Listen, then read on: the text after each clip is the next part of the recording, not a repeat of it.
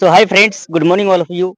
नमस्कार मैम, आपका career tutor NET JRF platform पे आपका स्वागत है और हम आपसे जानना चाहते हैं कि आपने जो पेपर 1 की जो तैयारी की है, आप नेट का एग्ज़ाम देने आई हैं। तो हम जानना चाहते हैं कि आपने पेपर 1 की जो तैयारी की है, वो कैसी है आपकी? सर मैं जो फर्स्ट पेपर किया है वो सिनर्जी एकेडमी से किया है, ओके। जो हिसार में है, जी, आईएएस जी। एकेडमी है, उससे किया फर्स्ट पेपर मैंने पूरा। तो मैम ने फर्स्ट पेपर की सिनर्जी से तैयारी की है, तो हम मैम ये जानना चाहते हैं कि पेपर 2 की आपने तैयारी कहाँ से की है? पेपर 2 की मैंने सिमरनजीत मैम्स का बैच ले रखा है मैंने इकोनॉमिक्स का, वहीं से किया है मैंने। तो आप पेपर 1 और पेपर 2 के बारे में क्या कहना चाहते हैं? फर्स्ट पेपर के लिए तो maximum mock test, test series वगैरह लगाओ बार-बार और रिवीजन करो, और सेकंड पेपर के लिए भी वही बार-बार टेस्ट सीरीज और रिवीजन। मैम मैं ये जानना चाहता हूँ कि आपको जैसे पेपर 1 है, उसके अंदर 10 यूनिट्स हैं। तो उसमें से सबसे टफेस्ट यूनिट आप कौन-सी यूनिट मानते हैं? मैं तो मैथमेटिक्स मानती हूँ क्योंकि मैथमेटिक्स थोड़ा वीक है मेरा, फर्स्ट में डीआई जो है, वो ठीक है, सब यूनिट अच्छे हैं तो। सो मैथमेटिक्स, डीआई और रीजनिंग 3 पार्ट्स हैं, तो आपके तीनों ही पार्ट वीक हैं या फिर डीआई वीक है? नहीं, डीआई ओनली, रीजनिंग वगैरह तो सही हो जाती है। तो मैम आप कौन-सी टाइम एग्ज़ाम दे रहे हैं? फर्स्ट टाइम दे रहे हैं, सेकंड टाइम दे रहे हैं, कौन-सी टाइम? मेरा नेट पहले से हो रखा है, मैं जेआरएफ के लिए आई हूँ। तो मैम बहुत अच्छी बात है कि आपका ऑलरेडी नेट क्वालीफाई है और हम चाहते हैं कि अब की बार आपकी ये जो मनोकामना है, इस नए साल के अवसर पर ये भी पूरी हो जाए। Thank you sir. वैसे मैं कुछ मार्क्स कुछ मार्जिन से रह गई थी पहले वाले पेपर में, अब की बार नेक्स्ट अटेम्प्ट दे रही हूँ मैं। तो जो नए बच्चे जो कल का एग्ज़ाम देने वाले हैं, तो उनके बारे में आप क्या कहना चाहेंगे? वही सर, बार जो सिलेबस एक बार कर रखा है ना, उसको बार-बार वही चीज़ों को रिवीजन करो बार-बार उन चीज़ों का। जो नई चीज़ें अब मत पढ़ो क्योंकि अब पेपर तो नज़दीक आ रखा है बिल्कुल ही, तो अब नई चीज़ें पढ़ने का कोई फ़ायदा नहीं। जो पहले पढ़ रखा है ना, उसको ही बार-बार रिवीजन करो। So thank you so much ma'am, आपने अपना टाइम दिया और बच्चों को अपनी राय बताई, इसके लिए हम बहुत-बहुत धन्यवाद करते हैं आपका। Thank you so much. Thank you. तो सर नमस्कार सर। सो अमित सर मुझे ये बताइए कि आप जो एग्ज़ाम देने आए हैं, तो आप कौन से टाइम एग्ज़ाम दे रहे हैं? First time, second time? Evening shift है सर। इवनिंग शिफ्ट है। नहीं ये आप टाइमिंग पूछ रहे कल ये जो आप फर्स्ट टाइम एग्ज़ाम दे रहे हैं नेट अच्छा का, अच्छा अच्छा अच्छा अच्छा। ये मेरा सेकंड अटेम्प्ट है। सेकंड अटेम्प्ट है। तो फर्स्ट अटेम्प्ट के बारे में क्या ख़्याल है आपका? फर्स्ट में ये है थोड़ा सा एक बार रिव्यू नहीं हो पाता पूरा अच्छे से, तो क्या होता है क्या नहीं। तो सेकंड अटेम्प्ट में थोड़ी अच्छी तैयारी भी हो जाती है। वो पेयरिंग में दिया था वैसे मैंने। सर मतलब एक अटेम्प्ट आप दे चुके हैं, सेकंड अटेम्प्ट दिए। तो आप एक्चुअली क्या मानते हैं कि पेपर 1 जो है उसको बड़ा डिफ़िकल्ट मानते हैं, तो पेपर 1 के बारे में आपका क्या ख़्याल है? नहीं नहीं, पेपर वन के बिना तो नेट जीआरएफ हो ही नहीं सकता, मेरा तो ये मानना है। वो तो रीढ़ की हड्डी है सेकंड पेपर। तो सर ये बताइए कि जो पेपर 1 की तैयारी आपने कहाँ से की? आपकी बार क्या ख़्याल है आपका? तो मैंने तो देखो यूट्यूब से की है और एक दो बुक ली है मैंने वैसे मार्केट से पेपर वन के लिए, तो उसी से। यानी कि आपकी बार तैयारी अच्छी है आपकी। तो ऑलरेडी सर हम पेपर 1 के लिए ऑलरेडी हम 10 यूनिट्स के ऊपर वर्क कर रहे हैं और हम भी नेट जेआरएफ के प्लेटफॉर्म पे पढ़ाते हैं। तो हमने पेपर 1 को पूरा कंप्लीट किया है आपकी बार और हमने सुपर 100 महामैराथन दी है, जिसके अंदर हमने 100 क्वेश्चंस को कवर किया है हिंदी और इंग्लिश मीडियम के अंदर। तो अगर आपको मैथ, रीजनिंग और डीआई के अंदर दिक्कत है तो वो हमारे सुनील सर पढ़ाते हैं और बड़े अच्छे से कवर किया है।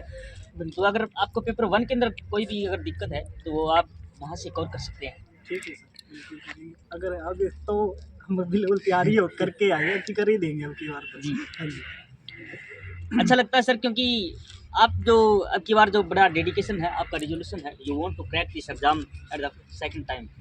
सो we wish you you should get you should crack this exam and ये जो नए बच्चे आने वाले हैं जो क्योंकि आज फर्स्ट डे है और ये 16 जनवरी तक एग्ज़ाम चलने वाले हैं। तो आप जो नए बच्चे हैं उनके लिए क्या संदेश देना चाहते हैं?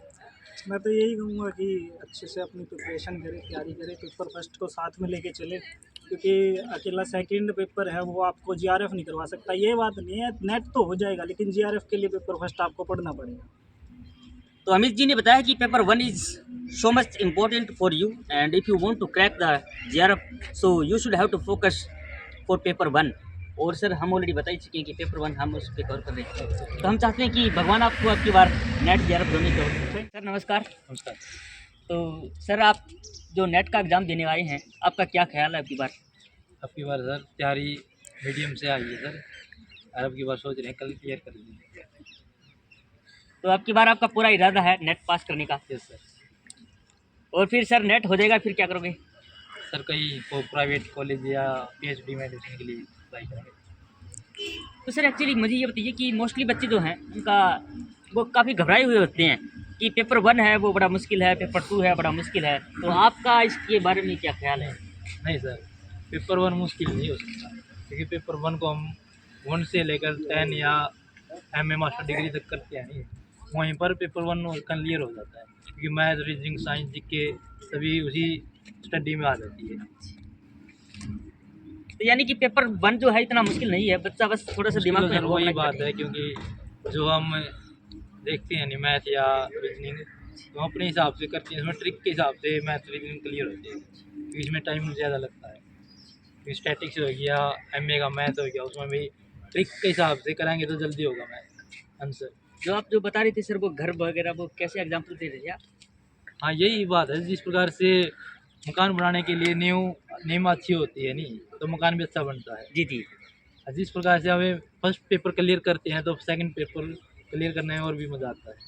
फर्स्ट पेपर के हिसाब से सेकंड पेपर में JRF और यूनेट क्वालीफाई अच्छे से हो जाता है। सोनू सर ने बताया कि आपको जो नींव अगर मजबूत करनी है तो आपको पेपर 1 के ऊपर फोकस करना ही पड़ेगा। जी सर, पेपर 1 को करना ही पड़ेगा, इम्पोर्टेंट पेपर 1, क्योंकि पेपर 1 में सभी चीज़ें ऐसी है, जिस प्रकार से हम चलते फिरते कुछ भी देखते हैं सर, उसी में तो सिलेबस आता है और नहीं कुछ भी। रीजनिंग, मैथ है, जीके आएगी, कोई भी ला लो सर, हैं करंट अफेयर आएगी जिसमें इंडियन यार यहाँ अपने इंडियन ही आती है सर खासकर। तो सर जो नए बच्चे जो कल जो एग्ज़ाम देने वाले हैं, क्योंकि आज 3 जनवरी है और ये 16 जनवरी तक एग्ज़ाम चलेगा, तो आप नए जो आने वाले बच्चे हैं जो कल के एग्ज़ाम में कल की डेट में एग्ज़ाम देंगे, परसों की डेट में एग्ज़ाम देंगे, उनको आप क्या कहना चाहते हैं? उनको यही कहना चाहेंगे कि फर्स्ट पेपर को वो फोकस करें ज़्यादा, सेकंड के साथ नहीं है भाई, सेकंड पेपर ही फोकस करें सब्जेक्ट पे, उसके हिसाब से हमारा नेट या PhD क्लियर हो जाएगा। फर्स्ट पेपर पे भी ध्यान देना पड़ेगा sir. So thank you so much sir. Last मेरा क्वेश्चन है कि आप ये जो एग्ज़ाम देने आए हैं ये फर्स्ट टाइम दे रहे हैं, सेकंड टाइम दे रहे हैं? ये सेकंड टाइम। सेकंड टाइम दे रहे हैं। तो देख रहे हैं कि आप बहुत सारे हमारे को व्यूवर्स मिले हैं जो बोलते हैं कि फर्स्ट टाइम दे रहे हैं, कोई सेकंड टाइम दे रहा है, तो ये मैटर नहीं करता कि एग्ज़ाम नेट का एग्ज़ाम काफ़ी लेंथी सिलेबस है कि आप एक बार दिया और आप कभी फेल हो जाएं तो आप ये सोचें कि नहीं आप सेकंड टाइम नहीं देंगे। आप इस एग्ज़ाम को जब तक देना है जब तक आपका ये एग्ज़ाम क्रैक ना हो जाए। क्यों सर? यस सर, क्रैक होने के बाद देना चाहिए सर, क्योंकि नंबर का भी पता चलता है हम किस लेवल पे स्टडी करते हैं। हर एक बार एग्जाम तो देना चाहिए सर, मेरा मानना यही है। तो सर ने बताया कि आपको नेट क्रैक हो चुका है तो भी आपको एग्ज़ाम देना चाहिए, क्योंकि इससे आपकी एफिशिएंसी पता चलती है कि आप किस लेवल पे एग्जिस्ट करते हैं। तो thank you so much sir. Thank you sir.